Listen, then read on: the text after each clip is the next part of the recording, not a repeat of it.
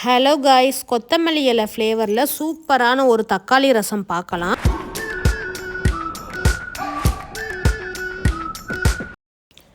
அதுக்கு ஃபஸ்ட்டு பெரிய லெமன் சைஸில் புளி தனியாக ஊற வச்சுக்கோங்க. அதுக்கப்புறம் ஒரு மிக்ஸி ஜாரில் 2 டீஸ்பூன் மிளகு, 2 டீஸ்பூன் சீரகம் சேர்த்து இது மாதிரி தண்ணி ஊற்றாமல் கொரப்பாக அரைச்சிட்டு இது மாதிரி தனியாக எடுத்து வச்சுக்கோங்க. அதுக்கப்புறமா நம்ம 2 தக்காளி எடுத்துருக்கோம். 2 பழுத்த தக்காளியை எடுத்துகிட்டு இது மாதிரி மேலே உள்ள அந்த வேஸ்ட்டை எடுத்துகிட்டு நம்ம நீளமாக கட் பண்ணிக்கலாம். இது ஃபுல்லாக அரைக்க தான் போகிறோம். ஸோ அதனால் ரொம்ப சின்னமாக நறுக்காமல் கொஞ்சம் நீளமாகவே கட் பண்ணிக்கலாம். அது கூட ஒரு கை அளவுக்கு நான் கொத்தமல்லி இலை எடுத்திருக்கேன். இந்த ரசத்துக்கு மெயினான இன்க்ரீடியன்ட் கொத்தமல்லி இலை தான். அது கூட ஒரு 10 பல்லு பூண்டை இந்த மாதிரி தோலை எடுத்துட்டு சேர்த்துக்கோங்க. ரொம்பவே சூப்பராக இருக்கும். ரசத்துக்கு பூண்டு இல்லாமல் எந்த ரசமுமே நல்லாவே இருக்காது. ஸோ பூண்டு கண்டிப்பாக ஒரு 2-3ஆவது நீங்கள் இந்த ஃப்ளேவருக்கு கண்டிப்பாக ஆட் பண்ணிக்கோங்க. அதை அரைச்சி நம்ம ரசம் சாப்பிடையில் ரொம்பவே சூப்பராகவும் இருக்கும். இது இப்போ பாருங்கள், நம்ம பூண்டு எல்லாமே உரிச்சாச்சு. இப்போ உரிச்சிட்டு அதையும் அந்த பிளேட்டோட ஆட் பண்ணிக்கலாம். இப்போ நமக்கு தேவையான இன்க்ரீடியன்ட் எல்லாமே எடுத்து வச்சாச்சு.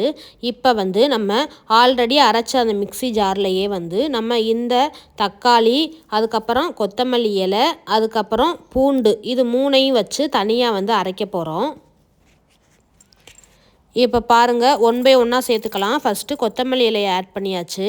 அதுக்கப்புறமா நம்ம கட் பண்ணி வச்சுருக்க தக்காளியை ஆட் பண்ணிக்கோங்க. 2 தக்காளி தான் ஆட் பண்ணியிருக்கேன். ஏன்னா புளியும் வேறு சேர்த்துருக்கோம் இல்லையா? ஸோ அதனால் அது கூட நம்ம வெள்ளைப்பூண்டையும் ஆட் பண்ணிவிட்டு இது மாதிரி அரைச்சி தனியாக எடுத்து வச்சுக்கோங்க. இப்போ நம்ம அரை மணி நேரமாக ஊற வச்ச புளியை கரைச்சி தனியாக ஒரு பவுலில் சேர்த்துக்கலாம். இது நம்ம ரசத்துக்கு மிக்சிங் பவுல் மாதிரி தான் மிக்ஸ் பண்ண போகிறோம் ரசத்துக்கு. அதுக்கப்புறம் நம்ம மிளகு, அதுக்கப்புறம் சீரகத்தையும் அரைச்சி பொடி பண்ணி வச்சுருந்தோம்ல, அந்த தூளில் பாதி மட்டும் சேர்த்துட்டு பாதியை வச்சுருங்க தாளிக்கிறதுக்கு.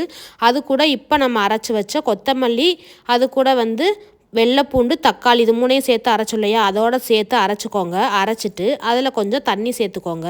உங்களுக்கு ரசத்துக்கு எவ்வளோ தண்ணி வேணுமோ அவ்வளோ தண்ணி சேர்த்துக்கோங்க. இப்போ தனியாக ஸ்டவ் ஆன் பண்ணி ஒரு கடாய் வச்சுட்டு அதில் தேவையான அளவுக்கு ஆயில் சேர்த்துக்கோங்க. அது கூட கொஞ்சமாக கடுகு சேர்த்துக்கோங்க.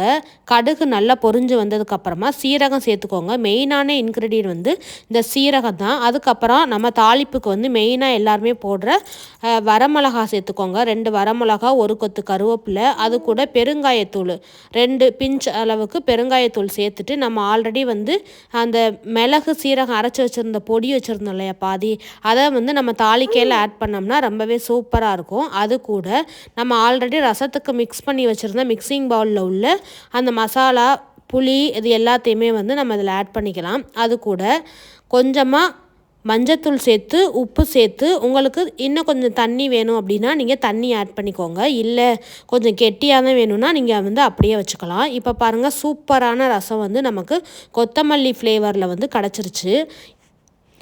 இப்போ பாருங்கள், நல்லாவே சூப்பராக நம்ம ரெடி பண்ணிவிட்டு தாளித்து ஃபைனலாக சர்வ் பண்ணுறோம். இந்த வீடியோ பிடிச்சிருந்தா கண்டிப்பாக லைக் பண்ணி சப்ஸ்கிரைப் பண்ணுங்கள். இது மாதிரி ஈஸியான வீடியோவுக்கு நம்ம பேஜை ஃபாலோ பண்ணிக்கோங்க.